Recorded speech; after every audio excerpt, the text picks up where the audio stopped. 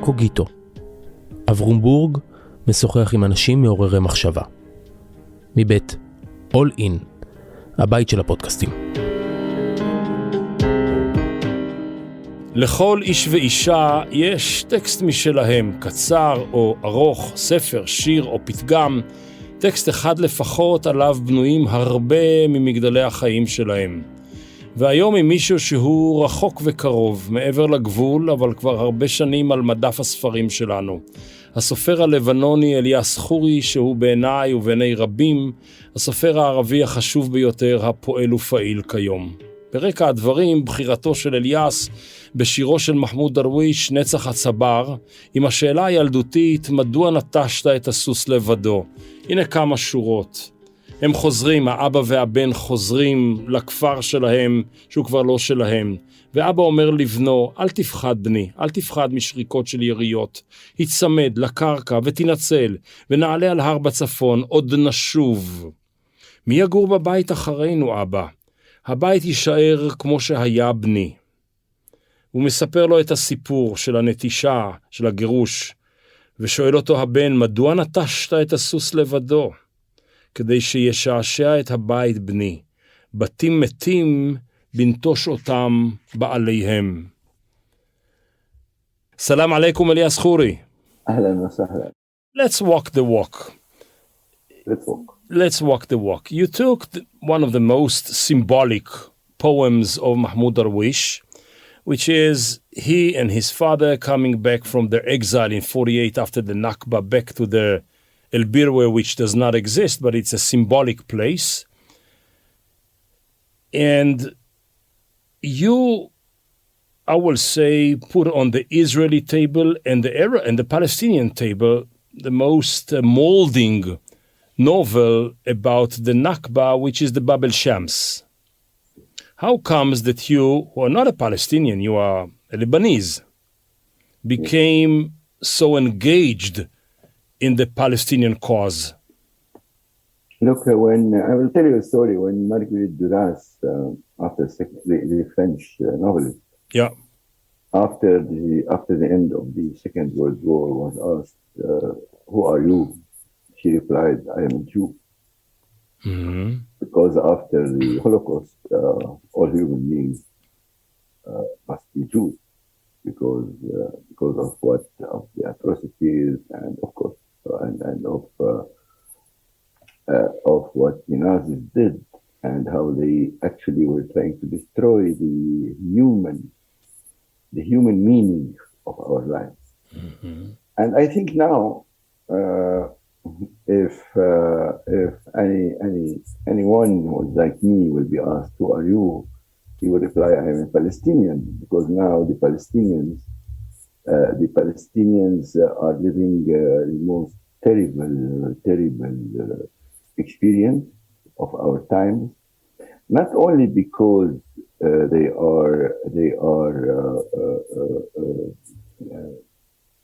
are under occupation.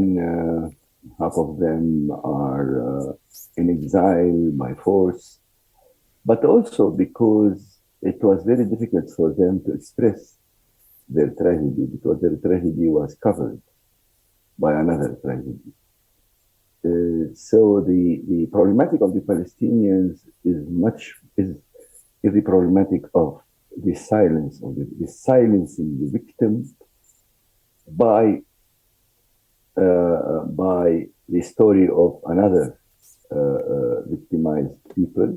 The Jews, of course, who in the name of them, I'm not saying that the Jews are doing what's taking place now in Palestine, in the name of the Jews and in the name of the Holocaust survivors, and now atrocities, now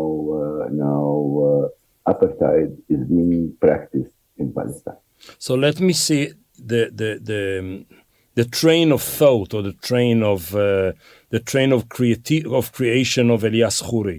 You're a Lebanese born to a Christian family in Beirut, and at a certain moment in the middle of the 70s, at the early 60s actually, after the Nakba, late 60s, you actually discover that the Jew of the time is the Palestinian.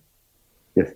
And you feel sympathy with the victim and the weak part, and you actually leave Beirut and go to Jordan. And you join the Fatah and the national Palestinian movement. So in a way, I can say that you are an honorary or self-appointed Palestinian. No, I'm a Palestinian, not honorary. I mean, I identified with the victim. Mm-hmm. For me, the idea of sympathizing with the victim is not enough, or is meaningless, or is a very, very incomplete act. The real act is to identify with the victim, to feel yourself that you are part of that. And actually, I learned this. Because in early 68, it was directly after the defeat of 1967. We went to the group to Jordan, and we went to the Baqa refugee camp. At that time, the Baqa refugee camp gathered the refugees who were kicked from the region of Jericho, from from near the border, new border of Israel. Yeah. The other side of the Jordan River, with the east side. And they were living in such a terrible way. And I was with a friend, and the friend began crying. And he said, "What shall we do?" I told him, "We stay. The only thing to do is to stay with these people, not to cry for them. To stay and try to be part of this, not to help them, but to be part of their story, and to work together to get out from this misery that they are living in." And actually, this is what I have done. This is how the story began. This is really how the story began. I hear you, and I hear that actually that the two pillars or the two foundations through which you look at at our regional situation are through two victims' experiences, the Nakba and the Holocaust. I mean, it is not that you pose or you create a competition between the two. It's not a competition between the two traumas, but in a way they are very complementary. Yes, yes, you are using an exact term. I remember a scene in Bab el-Shams in which he comes back to the village and opened to him the door a Jewish woman living in the house of theirs. And this is a moment in which the two narratives collide into each other. And you, Elias Khoury, the storyteller or the story writer, there is no anger there. There is a lot of softness in the meeting between the Nakba and the Holocaust there. Actually, I think that the act of writing literature is an act of love. The act of what? Writing literature. Yeah. The act of writing is an act of love. The Gate of the Sun, it is a love story, actually. It's based upon a love story. It's the love story of Yunus, who was a militant during 1948, and he became a refugee in Lebanon, and he left behind his wife and his blind father. The wife stayed to take care of the blind father in the village, and so he used to cross the borders to meet his wife because he was in love with her. So it's a love story. It's mainly a love story. And when he was asked, "You are a great militant for Palestine," he said, "Look, I didn't go to fight for Palestine. I go for my love. This is love. And then Palestine comes after love." So I think in this sense, the beauty, the fragility, the depth of literature is based here. I write because I love it. I cannot write about someone I hate. I mean, hatred doesn't give literature. It gives something else, but not literature. Okay, so let's put item number one of the ID of Elias Khoury is a lover. However, this lover, I have a feeling that like the kite runner of Hosseini, that you are running after splitted places, Beirut of the 70s, Jordan till the Black September. Your dissertation is about the civil war in Lebanon of the 19th century. I think personally, you told me once that you were injured in the 70s civil war in Beirut or in Lebanon. So what is the attraction of a lover into the zones of the zones of conflict? Actually, there's no attraction at all. I would have loved not to live in a conflict zone. I would have loved to live without war. Mm-hmm. I would love to live in a stupid and normal way of life. But I'm there. I mean, this is my country. Lebanon actually is a mirror of the Arab East, and all the contradictions of Lebanon reflects the contradictions in our region. And the history of Lebanon is the history of civil wars. Lebanon was created after the first civil war in the 19th century. This is what I studied in an academic way, you'd say. And then Palestine is here. I mean, I didn't go to Palestine. Palestine came to me. The first time I met Palestinians in Lebanon was, I was 14, I think, and we had friends in my class, and they invited me to their home, and I went to a refugee camp. And there I discovered that there are refugees, and these people had villages and cities, and they are living in misery. And from that moment, my sensibility towards Palestine began. Now, the action took place after I went to the refugee camp. This is terrible, because al-Baqa at that time was terrible. Mm-hmm. It was mud tents, it was camps, like 48. Yeah. But my sensibility began when I met these people in Beirut. I did not go to them; they came to me. They are the refugees who came to Lebanon, and the modern history of Lebanon is what is it? It is the history of refugees. I mean, the Palestinians, the Armenians, now the Syrians, before the Christians of Mount Lebanon during the Civil War. We are living in a place which is full of refugees. We are all refugees in a way or another. I would like to come back to this "we are all" and therefore refugeism is an equalizer in the region. But I want to take just for a second a side street with your permission, okay? It is right that up until a while ago, I don't know till when, no doubt that the Jewish-Palestinian conflict and the collision between Holocaust and Nakba was an organizing idea in the Middle East. Now that you see Syria and Yemen and Iraq for a while and so many other places,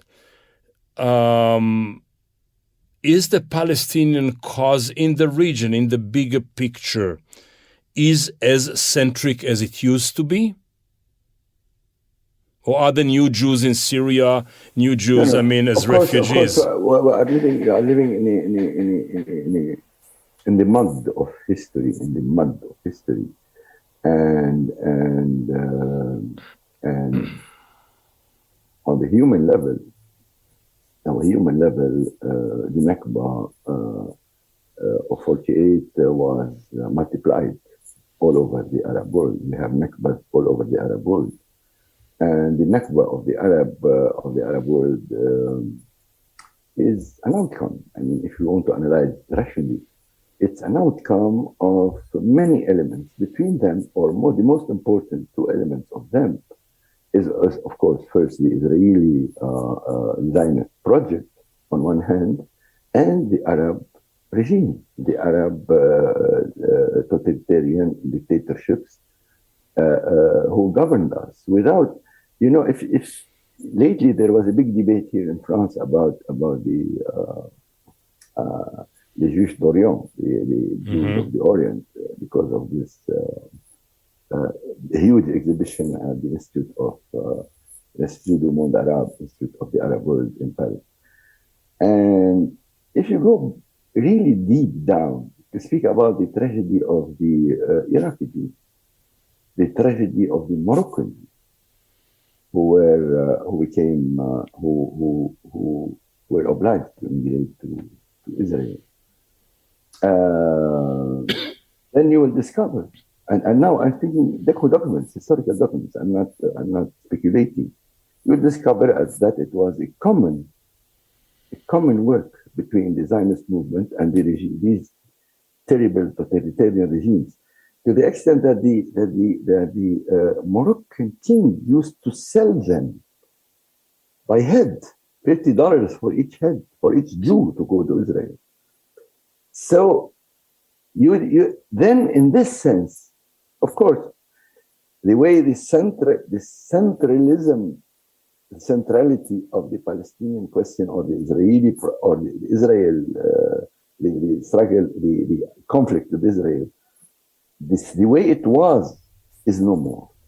Mm-hmm. But it is more deep. It's deeper, because now you understand.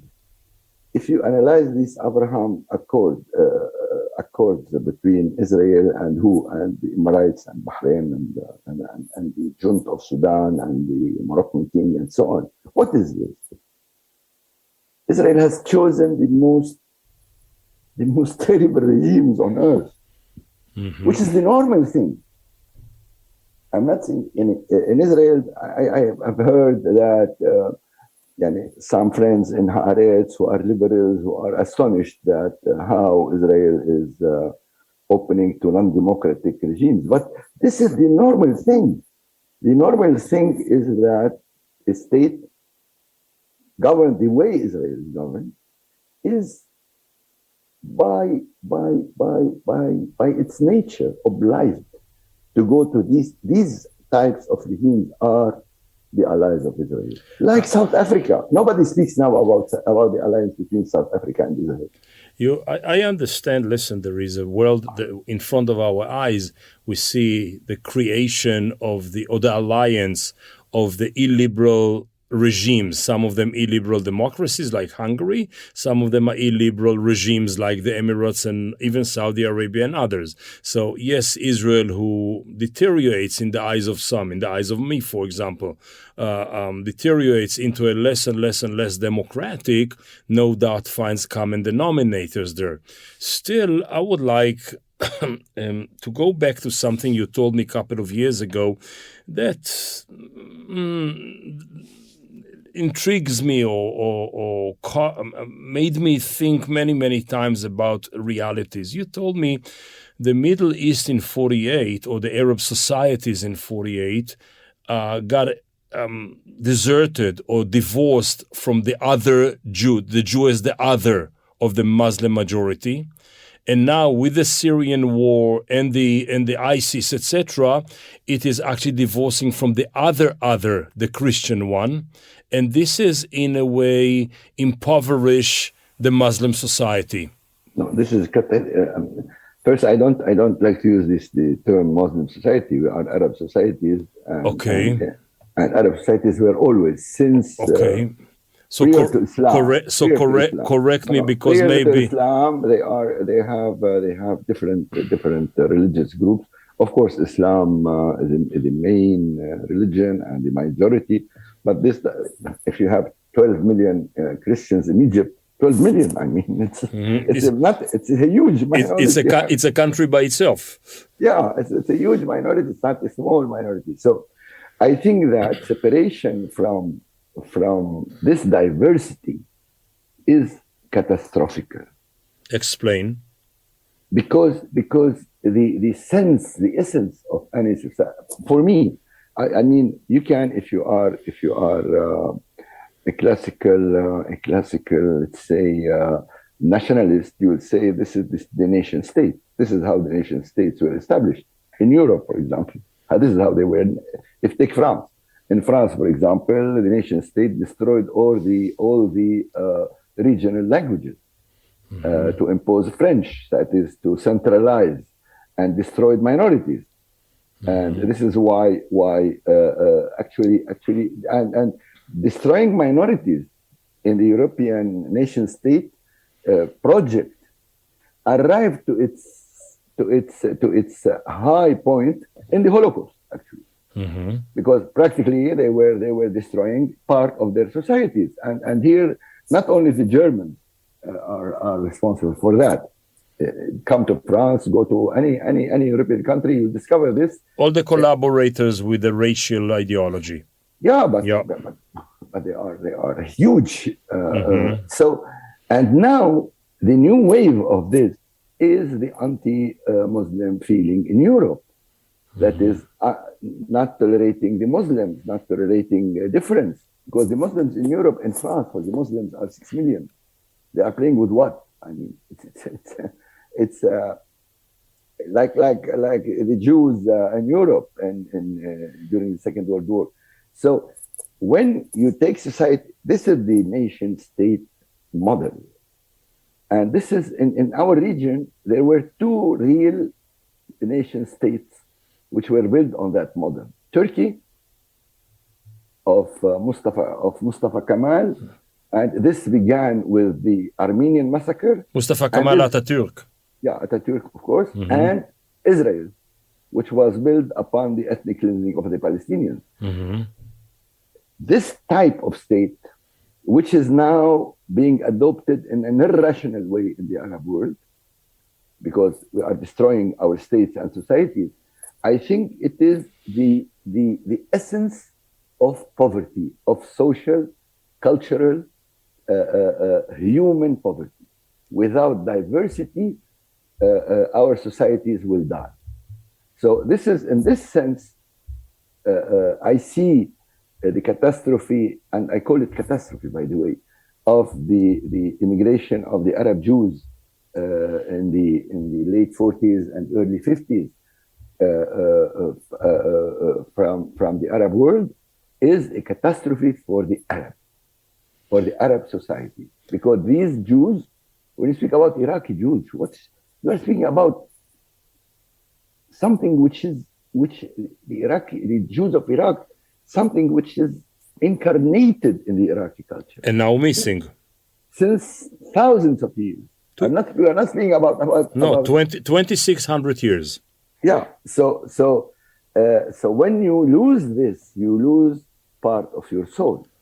And in this sense, I as a human being and as a militant or whatever, as a writer, and I'm supposed, I think I have to continue to defend this diversity and to defend the existence of minorities in our society, living equally in a democratic states, and this is, otherwise the whole region will be destroyed. You know, I listen very, very carefully, and maybe now I understand a layer in your small Gandhi or little Gandhi. How do you translate it? Little Gandhi. Little Gandhi, one of your books translated, of course, into Hebrew.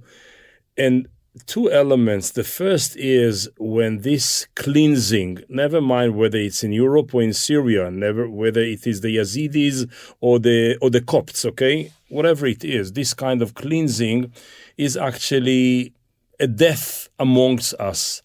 And Gandhi Akatan and little Gandhi, when he died, nobody paid attention because it's typical to a period in which death became meaningless. So cleansing became meaningless. And the garbage collector, okay, who discovers the body says, what a terrible profession I have, he says, okay?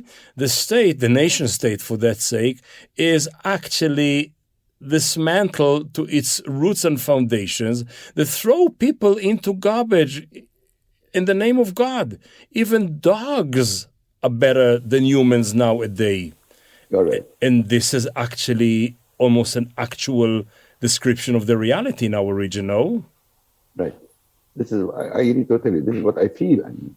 And this is what I think we have to struggle against. Now, in this sense, going back to Palestine, Palestine is essential in the sense that it was the first model of a nation state, the first model of intolerance, the first model of destroying the majority who became minority in Palestine. And in this sense, culturally, philosophically, and politically speaking, the struggle for the rights, the Palestinian rights, is essential in order to reformulate, we in the Arab world, to reformulate our vision towards our society. I hear you, and the reformulation brings me actually to three heroes I find in your books, okay? Love is a one. Love is always a hero with you. Sometimes it's a sad love, sometimes it's a very happy love, sometimes it's a misunderstood one, but there is always a love story. The war is one of your heroes, which repeats itself in so many of your books. And counter-colonialism. You know, I smiled when I saw in Hebrew the name of your white masks is called Masechot Levanot. So, well, it's not about corona masks, okay?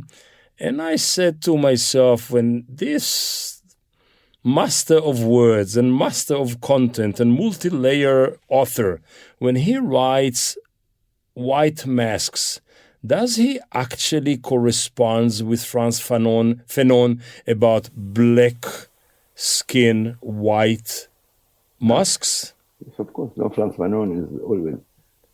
Frantz Fanon was always, for me, a major figure, a model, a cultural, not only a cultural model. Of course, his books are very important. His great work, The Wretched of the Earth, is a fascinating book. But I think what's more important in Fanon was the man who was a psychiatrist who joined the Algerian Revolution personally. That is, who decided that you have to practice what you believe in, and you have to identify with the oppressed in Algeria. And this is what gives the words of Fanon a new soul. Words themselves. Now in my new novel I'm writing, words are blind. Words see through our eyes. So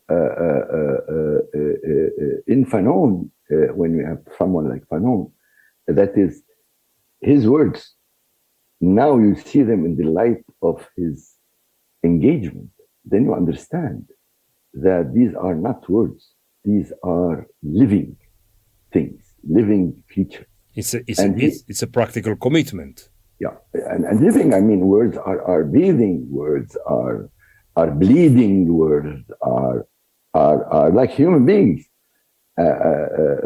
So in this sense, yes, of course, Frantz Fanon Frantz Fanon mainly, when I was very young, I mean, he was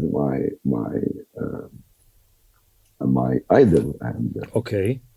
But you know where I find Fanon in these white masks, apropos? Where? I didn't understand when I first read it. I just read it and I enjoyed the book. Only later, when we got to know each other, I started to dive into your oceans. Nada, which is the daughter of Halil, okay? She is upset somewhere there that her parents, father and mother, loved her less than her sister, or maybe not even at all, because her skin is darker. Yeah, right. And I said, wow. The skin idea goes deep there. Yeah, it's there. Which is really Algerian. It's really North African, the whole issue of Fanon over there. You know, I want to move on a little bit towards us. I mean, in more than one work of yours, you challenge simultaneously both the Israeliness and the Palestinianness. Okay, you never let one off. You, in a way, want to bump heads together, like to say, guys, wake up, okay? So, for example, when I take the first one of the trilogy that we spoke about, Yaldei HaGhetto, the children of the ghetto, you take Adam, which is a very natural name. It's before Isaac, before Ishmael, before Abraham, before everybody, okay? That's the original one. And he is a kind of hybrid person. His language is both this and that. He's a Palestinian but an Israeli citizen. He actually gave up the vision of Israel as the state of the Israelis, and he's torn between his Arabic, which is his mother tongue, which he was born with, and the Hebrew, which was the father tongue. And all of his life is between lingual identities and cross-loyalties that brought him to places which are impossible. But by this hybrid personality, you actually force both me as an Israeli to see the Palestinian side in me, and you force the Palestinian to see the Israeli side in him or herself. Yes. Talk to me a little bit about this hybrid identity. I mean, this is... I know, and first of all, I think we are all hybrids. I mean, there is no pure identity. Pure identity is fascist. There is no one who has one pure identity, except if he is a fascist. Then he will stick on a myth and follow it till the end. So we are all hybrid in a way or another. And now, in the case of Adam, the situation is much more complex. Adam is the son of nobody. He was found under an olive tree, abandoned, and he was on the breast of his dying mother. And then he was adopted by this beautiful woman called Manal, and then he left her. And then he went to the university to study Hebrew literature, and he became a writer in Hebrew about Arabic music. This is how he is. This is the personality. Now, but actually inside him, there was always this question of someone who is strange, who is estranged from everything, because being a Palestinian without a name. Actually, Adam is not the name. Adam comes in Arabic and in Hebrew. Adam comes from the Adim, from Adama. Adama, yeah, like earth, yeah. Earth. The three words, dam, blood, wa Adama, which is earth, soil, and Adam are coming from the same place. And in Arabic, Adim is soil. So it comes in both languages, which are cousins. He comes from the soil. He is the incarnation of this relationship, of this human being who is estranged from everything, but who is trying to find his mirror. Because you cannot live without mirrors. And he's trying to find his mirror, and in his search for his mirror, he tries everything, actually. He's a Palestinian here, and he's an Israeli there, and then he will be in New York, I don't know what, and in New York he will be searching for a classical Arabic poet to write a Palestinian story, which he doesn't arrive to write. So he is the incarnation of this complexity of not only Palestine, Israel, of our region. So actually you say, let me smile for a second, okay, that Elias Khoury from Beirut created the hero for Amin Ma'aluf for his book on identity. No. לא? No. It's a different thing. Okay. First of all, I didn't create Adam, actually. Actually, I met Adam. You met him. You don't create. A writer doesn't create. Mm-hmm. The personality comes to you. And he came to me like that. And I had to discover him. This is what, I'm not saying that he exists really. There is nobody whose name is Adam who existed. But actually, while writing him, he existed. And so I found him. And with him, I tried to understand what's going on inside us. And practically, I wanted him to be my own mirror also. I wanted him to tell me about myself, because I was searching for the essence of this human fragility, which we call human nature. And then you move to Stella Maris, because he moves from Jaffa to wherever to Haifa, okay? He moved to Haifa, yes. And here, Haifa, once the mayor of Haifa told me, Haifa is a perfect city. You know why? Because neither Moses, nor Jesus, nor Muhammad ever put a step there. Okay? So maybe it is. But here, all of a sudden, I realized that your travel into Haifa is in the shoes of Mahmoud Darwish, your partner.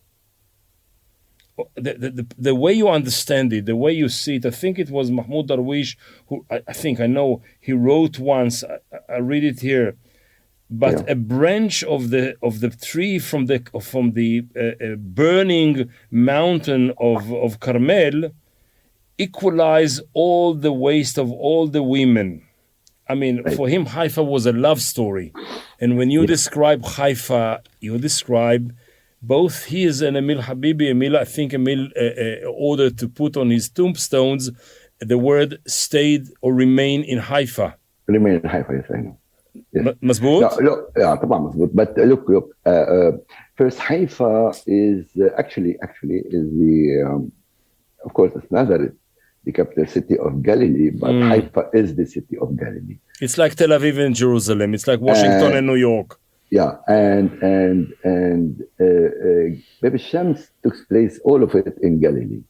All of it, that's right. The villages, the landscape, it's the roots. Galilee. Yeah. So it's normal that we descend from Galilee to Haifa. Then, of course, Mahmoud Darwish, Emil Habibi, and Rassan Kanafani also. Rassan Kanafani, return to Haifa. Sure. They are all my teachers. I'm still. I was very privileged to know all these great writers and not to know them, to work with them. For at least for Mahmoud, we worked for a long time. We worked together in the journal called Shu'um Palestiniya, and then we worked together in Al-Karmel, and a deep friendship united us. And this is why I've chosen Mahmoud, because Mahmoud is my poet.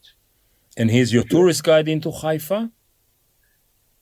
No, not really, because Mahmoud is not interested in details. Poets do not speak about details. I have chosen this book of Al-Hisan Wahidi, ماذا تركت الحصان وحيدا, of Mahmoud, because this is the first time he speaks a little bit about the details of the Nakba. About his village Birwe, and how they go back from Akka Wali. Yeah, very little. Poets, especially Mahmoud, they speak about the overall. Mahmoud sees things in a different way. But of course, when you speak about Haifa, there is Mahmoud Darwish sitting on one side, there is Emil Habibi on the other side, there is Rassan Kanafani on the third side, and Emil Tuma document them all.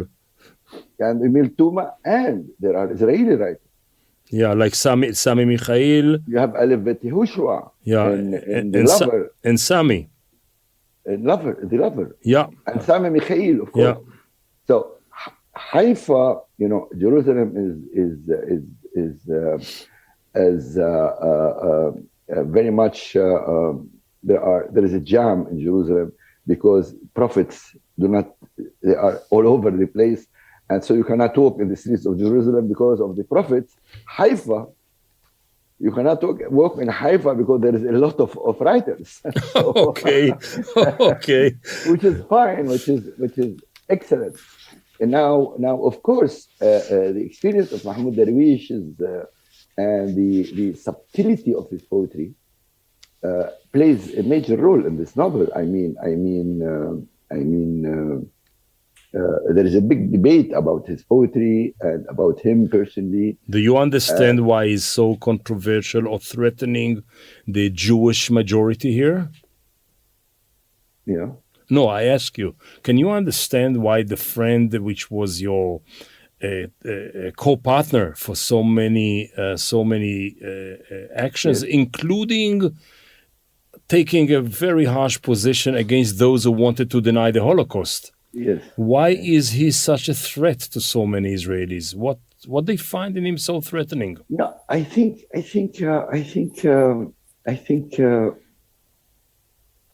he is their mirror. At the sense, they do not want to see themselves in his mirror. Mm-hmm. They cannot see themselves in his mirror, and they don't want to see themselves in his mirror.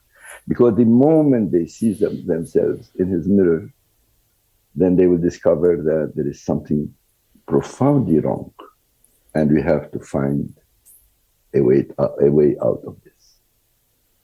Mm-hmm. We move towards the end of the beginning of the end, okay? The prologue to the epilogue. Yeah, okay. The way I see your writing it fascinates me. I cannot understand the tension between the two kind of Arabic you're using, but I understand how you take individuals, and through the individuals you build a communal, bigger narratives. Each individual stands for something much bigger than him or her, at most of the cases. And I ask myself, what kind of a narrative grows from the individual Elias Khoury? What is the story that Elias Khoury tells us through his stories? Actually, you want the truth, right? Not. Unless the lie is more persuasive. No. In Arabic, you tell you want the truth, or it's a cousin. Give me the whole family, you know. You also have the whole family. No. Okay. Actually, what I'm trying to say, is I'm trying to write a story. And to write what? Stories. Mm-hmm. I'm trying to discover others. And through discovering others, I find traces of myself. I'm not important. I did nothing very important to become a hero of a novel. But the important thing I've done is that I'm aware that I must listen, and I must understand, try to understand, and I must open my heart. So in me, all these now live. My problem was always when I finish a novel, I go through a deep depression, because I feel that I'm leaving people whom I loved. Mm-hmm. And I have to leave them. I betray them. And I feel really profound depression, because in me they all live.